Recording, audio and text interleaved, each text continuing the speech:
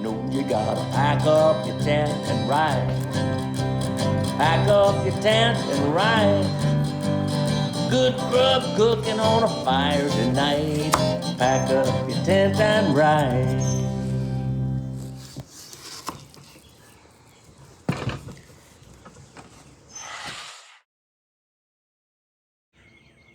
Hi, I'm Fraser Douglas, and I was an avid tent camper for over 55 years. And on our camping trips, we like to start the day with a big old-fashioned breakfast. And so I thought I would show you in this video how we cook such a breakfast.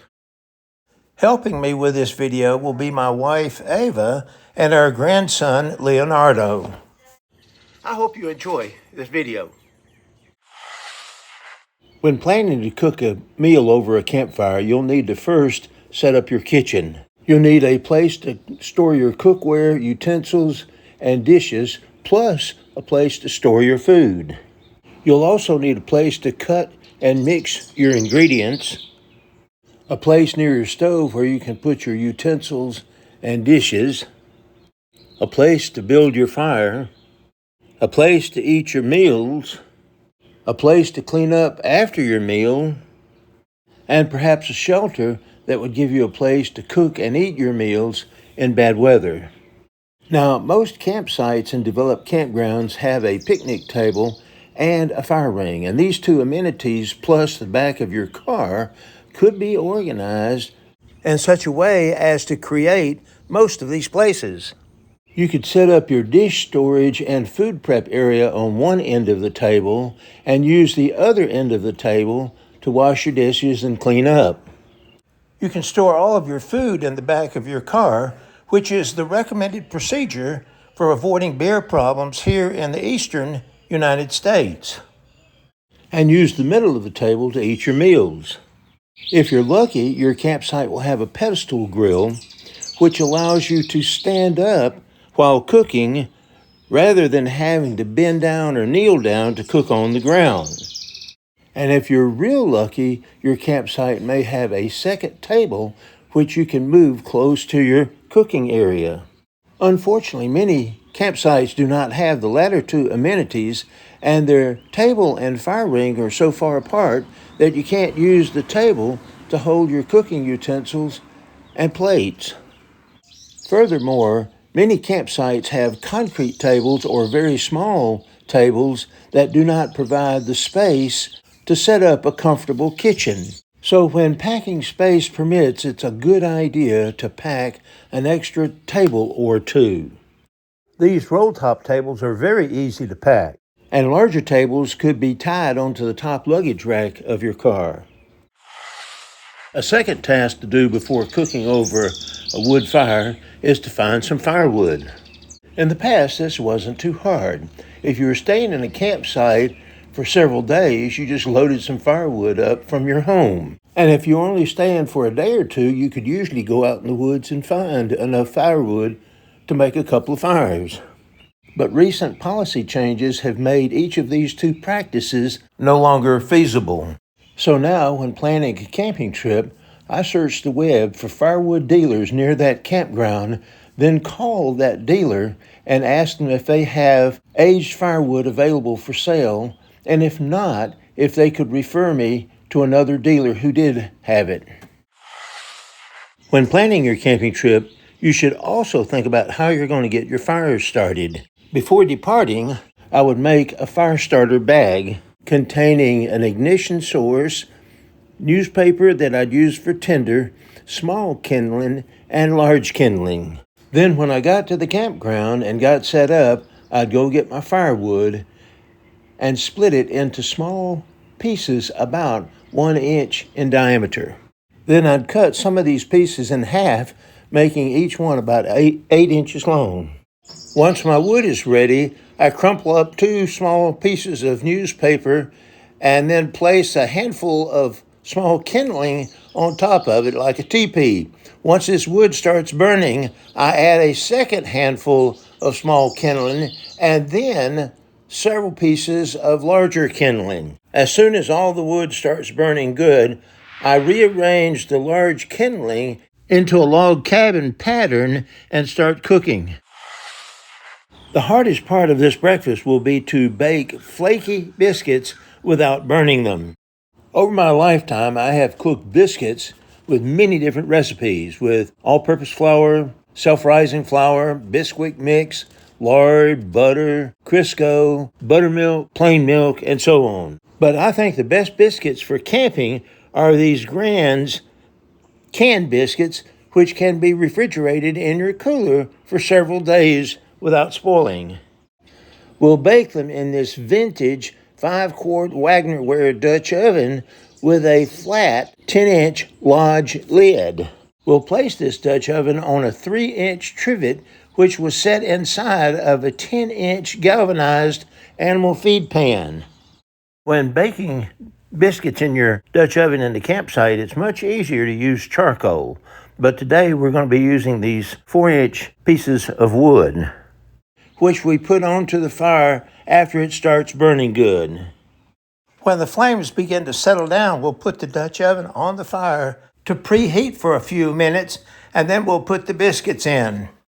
When baking biscuits and a 3-inch trivet, you'll need very little heat under the oven and much more heat on top of the oven. According to the package instructions, we need to bake these biscuits at 400 degrees for about 10 minutes. But since we're cooking with coals in a Dutch oven, it'll probably take around 10 to 15 minutes to cook, and we need to rotate the lid and the oven about halfway through that time. After you get your biscuits in the oven, the next thing to do is start frying your bacon. Sometimes we buy hickory smoked bacon from the butcher in our grocery store, but today we'll be using this Oscar Mayer original pack of bacon. We'll begin by cutting the pack of bacon in half. We'll fry half a pound of bacon today and put the other half in our cooler for another day. We'll fry our bacon in this 10-inch Wagnerware skillet. Before putting the bacon in, we'll need to put it on the fire for about a minute so that it is warm but not too hot. When you get the bacon in the pan, turn it often and then remove it when it shrinks about 3/4 size or half size and turns golden brown. As soon as you get your bacon in the pan, you'll want to start boiling water for your grits. If you live near a grist mill, you may want to try some homemade grits, but the best grits that I've found in a grocery store are these Quaker grits. To cook grits, you begin by boiling some salted water. The amount of water will be 4 times the amount of grits that you want to cook. So, for example, if you want to cook a half cup of grits, you would put 2 cups of water in the pot.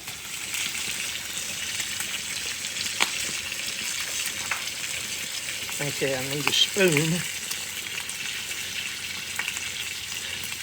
They say that you can cook them in 5 minutes, but I try to cook my grits for 10 minutes, and if they begin to stick to the bottom of the pot, I just add a little cold water. As they're cooking, you may want to add a little butter and fond from your fried bacon. When done, they should have the consistency of mush or good quality latex paint. After your biscuits have been baking for about 5 minutes, you want to turn your oven and your lid to make sure that the hot spots and the cooler spots all even out. Back 1/4 of a turn. There. Sorry. And then after 10 minutes, you want to check your biscuits. Oh, they look good. Gotta cook a little bit more. It looks good. That's pretty hot. Let's see here.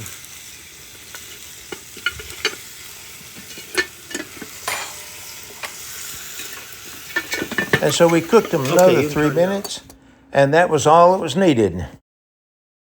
After you've fried all your bacon, you'll want to wash your skillet very good, re-oil it, and then start cooking your eggs. Sometimes we cook fried eggs, but Today we cooked scrambled eggs just because it was easier to do.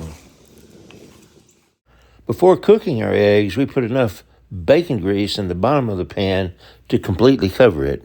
And we took the eggs off of the fire when they were still just a little bit wet. After all the food was cooked, we set our table, boiled some water for tea with honey, offered thanks for all of our many blessings, and ate one of the best breakfasts I've had in many years. Although our biscuits were a little brown on the bottom, they still tasted great, and it seemed like the hickory wood gave all the food a special flavor. I just wish there had been more to eat.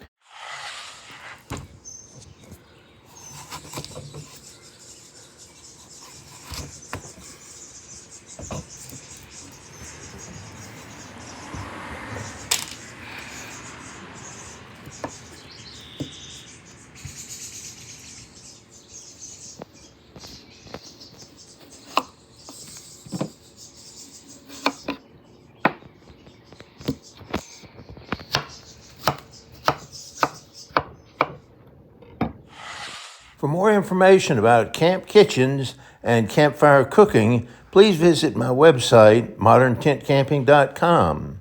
And while you're there, check out my Amazon store page, where you'll find some links to some great camping gear. Take more trips, travel further, visit more attractions, and spend less money. Go tent camping. Thanks for watching.